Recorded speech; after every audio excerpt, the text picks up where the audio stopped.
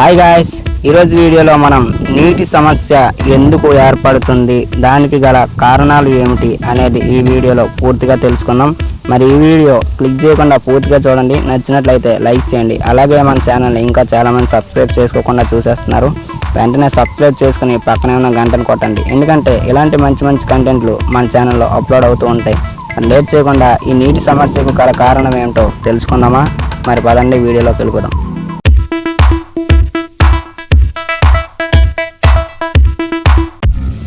పూర్వం మన పల్లెటూరు గ్రామాల్లో కానీ సిటీల్లో కానీ ఎక్కడ చూసినా సరే పచ్చని చెట్లు, పచ్చని పొలాలు, పచ్చని వాతావరణంతో నిండి ఉండేది.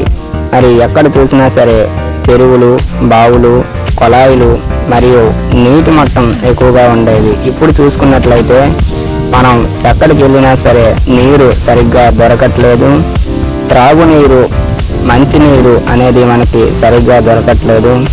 నీరు తాగడానికి బయట జనాలందరూ కూడా కొనుక్కొని తాగుతున్నారు. ఎందుకంటే నీటి కలుషితం ఎక్కువగా జరిగింది. ఇది ఎందుకు జరిగింది అంటే ఇదంతా కూడా మన వల్లే జరిగిందని తెలుసుకోవచ్చు. మరి నీటి కలుషితం ఎలా జరిగింది, నీటి సమస్య మనకి ఎందుకు వస్తుంది అనేది ఈ వీడియోలో పూర్తిగా మీకు తెలియజేస్తాను. మరి క్లిక్ చేయకుండా పూర్తిగా చూడండి అని కోరుకుంటున్నాను. మరి ఈ నీటి సమస్య ఎందుకు ఏర్పడుతుంది అంటే ఒకప్పుడు మనం నీరు కోసం చెరువుల్లో కానీ బావుల్లో కానీ నీటి పైపుల్లో కానీ వాడుకునే వాళ్ళం. ఇప్పుడు నీటి కోసం ఎంత వెతికినా సరే మనకి నీరు సరిగ్గా దొరకట్లేదు. దానికి కారణం ఏమిటి అంటే వాతావరణం పొల్యూషన్ ఎక్కువగా జరిగింది. మరి వాతావరణం వేడికి భూగర్భ జలాల్లో నీరు కూడా ఇంకిపోయిందనమాట. మరి భూగర్భ జలాల్లో నీరు లేకపోతే మనకు నీరు ఎలా అందుతుంది చెప్పండి? అలాగే నీరు మనకి ఒకవేళ దొరికినా సరే నీరు కూడా సరిగ్గా లేదు. మంచినీరు మనకి చాలా తక్కువలో దొరుకుతుంది. చాలామంది కూడా ఫిల్టర్ వాటర్ అయితే తాగుతున్నారు. మంచినీరు కోసం చెరువుల దగ్గర కానీ బావుల్లో కానీ ఎక్కడ కానీ మంచినీరు అయితే లేదు. మొత్తం కూడా కలుషితంగా మారింది. దీనికి కారణం ఎవరంటే మన ప్రజలని చెప్పుకోవచ్చు. ఎందుకంటే ఒకప్పుడు ఎక్కడ చూసినా సరే పచ్చని చెట్లు ఉండేవి. ఇప్పుడు చెట్లను నరికేసి ఇల్లులు మరి ఫ్యాక్టరీలు ఇలాంటివి కడుతూ ఉన్నారు. చెట్లు మనకి చాలా లాభాలను అందిస్తాయండి. చెట్లు నరికేస్తే మనకి ఎంతో నష్టం వస్తుంది. చెట్ల వల్ల కలిగే లాభాలు ఏంటో ఇప్పుడు మీకు చెప్తాను. చెట్లు అనేటటువంటివి మనకి చాలా లాభాలు కలిగిస్తాయి. ఏంటి అంటే చెట్ల వల్ల మనకి ఆక్సిజన్ అయితే దొరుకుతుంది. మనకు చెట్లు ఆక్సిజన్ని అందించి అవి మన కార్బన్ డైఆక్సైడ్ని పీల్చుకుంటాయి. కార్బన్ డైఆక్సైడే కాదు, చుట్టుపక్కల ఎటువంటి పొల్యూషన్ గాలి ఉన్నా సరే చెట్లు వాటిని లాక్కొని మనకు స్వచ్ఛమైన గాలిని అందిస్తాయి. చెట్ల వల్ల రెండవ లాభం ఏంటి అంటే చెట్లు ఉండడం ద్వారా మనకి చల్లని గాలి అనేటటువంటిది వస్తుంది. చల్లగాలి వీయడం వల్ల మనకు ఎంతో ప్రశాంతంగా ఉంటుంది. ఈ చల్లగాలి వల్ల కలిగే లాభం ఏంటి అంటే ఈ చల్లగాలి ఆకాశంలో చేరి ఆకాశాన్ని తాకడం ద్వారా ఆ చల్లగాలికి ఆకాశంలో ఉండే మంచుగడ్డలు కరిగి అవి నీటి చుక్కల్లా మారి వర్షం రూపంలో మనకి వస్తూ ఉంటాయి. వర్షం పడితే చెట్లు ఆ వర్షం నీటిని తీసుకొని భూగర్భ జలాలలోనికి పంపిస్తూ ఉంటాయి. అలా మనకు భూగర్భ జలాల్లో నీరు ఉంటే నీరు మనకి దొరుకుతుంది. మరి ఈ నీరు మనకి దొరకట్లేదు అంటే కారణం ఈ భూగర్భ జలాలు కూడా ఇంకిపోవడం అన్నమాట. చెట్లు నరికేస్తే నీటి మట్టం తగ్గిపోతుంది. ఎందుకంటే చెట్లే మనకి ఆధారం. చెట్లు లేకపోతే ఏది కూడా మనకి దొరకదు. మరి చెట్లు నాటండి.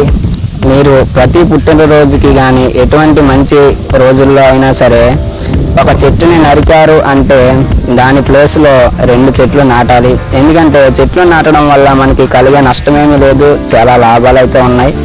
ఈ చెట్లు నరికితే మనకి జరిగే నష్టాలు చాలా తీవ్రంగా ఉంటాయన్నమాట. మనకి ఒకప్పుడు చెట్లు ఎక్కువగా ఉండడం వల్ల తుఫాన్లు కానీ ఏవి కానీ వచ్చేవి కాదు. ఇప్పుడు ఒక తుఫాన్ వచ్చినట్లయితే ఆ చెట్లన్నీ కూడా పడిపోవడం, కానీ వరదల రూపంలో మనల్ని ఇల్లు అన్నీ కూడా కూలిపోవడం జరుగుతుంది. చెట్లు మనకి చాలా లాభాన్ని చేస్తాయి. చెట్లు నాటండి. నీటిని చాలా తక్కువగా వాడండి. నీరు మనం ఎంత పొదుపు చేస్తే అవి మనకి అంత ఉపయోగపడతాయి అన్నమాట. మీరు చెట్లు నాటడం వల్ల వర్షాలు సమయానికి పడతాయి. సమయానికి వర్షం పడినట్లయితే భూగర్భ జలాల్లో నీరు అనేది ఉంటుంది. నీరు ఉండడం వల్ల మనకి మంచినీరు, త్రాగునీరు అయితే దొరుకుతుంది. మరి నీటిని ఉపయోగించేటప్పుడు జాగ్రత్తగా ఉపయోగించండి. మీరు స్నానం చేసినా సరే, ఏదైనా సరే, వివిధ రకాల పరిసరాలకు నీరు చాలా తక్కువగా వాడండి. నీరు ఎంత మనం ఆదాయం చేసుకుంటే నీరు మనకి అంత పనికొస్తుంది. మరి నీరు అనేది మనకి చాలా మంచిదని చెప్పవచ్చు. ఇప్పుడు నీరు లేకపోతే ఏం జరుగుతుంది అనేది ఇప్పుడు మీకు చెప్తాను. నీరు లేక ప్రజలందరూ కూడా అల్లాడిపోతున్న రోజులు మనం చూస్తూనే ఉన్నాం. మరి నీటిని ఇలాగే వృధా చేస్తూ ఉంటే భవిష్యత్తులో మనకి నీరు దొరక్క అల్లాడిపోయే రోజులు వస్తూ ఉంటాయన్నమాట. మరి నీటిని ఎంత పొదుపుగా వాడితే నీరు మనకి అంత యూజ్ఫుల్గా మారుతుందని నేను చెప్తున్నాను. మరి ఇప్పుడు నీరు దొరక్క చాలామంది కూడా బోరు బావులు అయితే తవ్వుతున్నారు. ఆ బోరు బావులు తవ్వేసరికి ఎన్నో లోతుల అడుగులో తవ్వేసరికి నీరు పడకపోతే ఆ బోరు బావుల్ని కప్పకుండా వదిలేస్తున్నారండి. బోరు బావులు కప్పకపోతే జరిగే నష్టం అనేది మనకే ఉంటుంది. ఎందుకంటే చిన్నపిల్లలు ఆడుతూ ఉంటారు. వాళ్ళు ఆడేటప్పుడు ఆ బోరు బావుల్లో కదా పడితే ప్రాణాలు కోల్పోతూ ఉంటారు. చాలా వీడియోల్లో కానీ సినిమాల్లో కానీ మనం చూస్తూనే ఉంటాం. బోరు బావులు మనం తవ్వితే వాటిని కప్పాల్సిన బాధ్యత మనదే. నీరు పడితే బోరు బావులు వాడుకుంటున్నారు, నీరు పడకపోతే వాటిని కప్పకుండా వదిలేస్తున్నారు. ఇది చాలా అన్యాయం అండి. మరి మన భవిష్యత్తు తరాల్లో పిల్లలు ఆ బోరు బావుల్లో పడకుండా ఉండాలంటే బోరు బావుల్ని తవ్విన తరువాత నీరు లేకపోతే కప్పేయండి. మరి నీటిని పొదుపు చేయండి, నీటిని వృధా చేయకుండా వాడండి.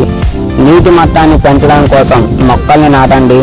పచ్చని చెట్లను మీరు ఎంత మంచిగా చూసుకుంటే అవి మనకు అంత మంచి చేస్తాయని నేను తెలుసుకుంటున్నాను. మరి ఈ వీడియో మీకు నచ్చిందనేసి అయితే నేను అనుకుంటున్నాను.